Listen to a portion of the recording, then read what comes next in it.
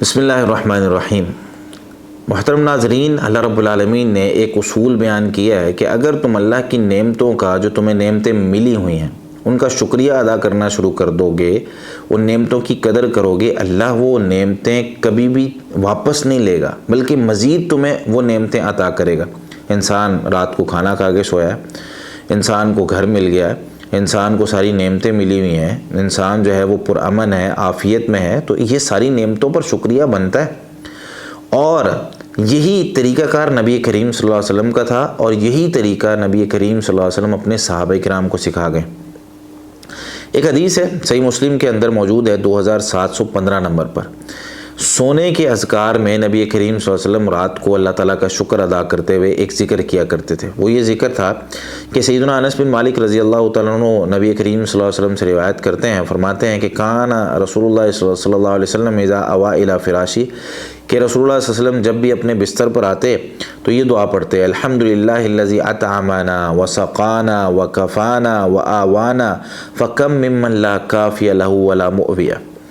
یہ دعا ہے، اور اس دعا کا ترجمہ کیا ہے؟ الحمدللہ الذی اطعمنا، تمام قسم کی تعریف اس اللہ کے لیے ہے جس نے ہمیں کھلایا، وسقانا اور ہمیں پلایا، وکفانا اور ہماری تمام ضرورتیں پوری کی، وآوانا اور ہمیں گھر دیا، ہمیں جگہ دی رہنے کے لیے، فکم ممن لا کافی لہ ولا مؤوی، کتنے ہی ایسے لوگ ہیں جن کے پاس ان کی ضروریات پوری کرنے کے لیے سامان موجود نہیں ہے، ان کی ضروریات پوری نہیں ہو سکیں، نہ ان کو کھانا ملا، نہ پینے کے لیے کوئی چیز ملی، نہ ان کے پاس گھر ہے۔ کتنے ایسے لوگ ہیں جو رات کو سڑکوں پہ سوتے ہیں، کتنے ایسے لوگ ہیں جو بے گھر ہیں، کتنے ایسے لوگ ہیں جن پر اللہ کا عذاب آیا ہوا ہے۔ تو اللہ نے اگر ہمیں یہ چیزیں دی ہیں تو اللہ کا شکریہ ادا کریں ان چیزوں پر۔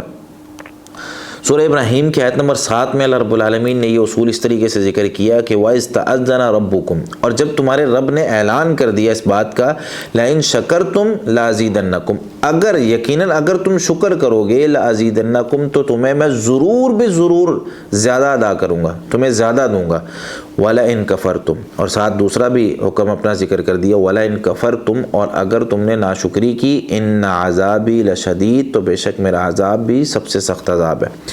تو شکر جو ہے یہ اللہ تعالیٰ کی نعمتوں کو مزید اکٹھا کرنا اور جمع کرنے کے لیے ایک کی ہے، ایک چابی ہے کہ بندہ شکر ادا کرتا رہے، نعمتیں مزید ملتی رہتی ہیں۔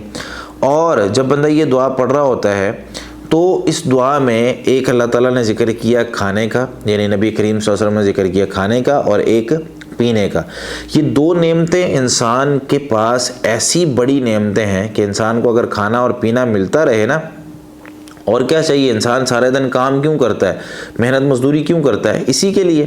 اور رات کو جب گھر آتا ہے تو اس میں اس کی باقی ضروریات کی جو چیزیں ہوتی ہیں وہ اس کو مل جائیں، اس کو جو ہے وہ سکون والی نیند مل جائے، تو کیا چاہیے؟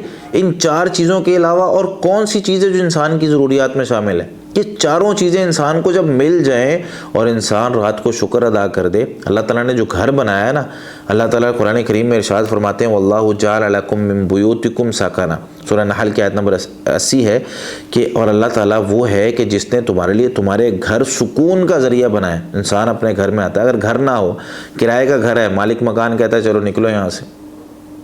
اسی طریقے سے اگر بندہ جو ہے وہ کسی اور شہر میں کسی جگہ پہ مسافر رہ رہا ہے، وہاں پہ اس کی پوری ضروریات کی چیزیں نہیں ہوتی، کبھی بستر پورا نہیں ہے، کبھی کوئی چیز پوری نہیں ہے، بندہ جو ہے وہ مشکلات میں ہوتا ہے، تو اپنا گھر اپنا ہوتا ہے۔ یہ سکون ہے جو اللہ رب العالمین نے عطا کیا، تم اس میں رہتے ہو، تمہیں سردی سے بچاتا ہے، تمہیں گرمی سے بچاتا ہے، تمہیں جو ہے وہ لوگوں کی نظروں سے بچاتا ہے، تم اس میں اپنی جو ہے وہ ضروریات کی چیزیں رکھ سکتے ہو، اس میں جو ہے وہ بہت ساری اور اپنی ضروریات کے جو ہے وہ کام کر سکتے ہو۔ یہ تمہارا اپنا گھر ہے، یہ اللہ تعالیٰ کی طرف سے بڑی نعمت ہے۔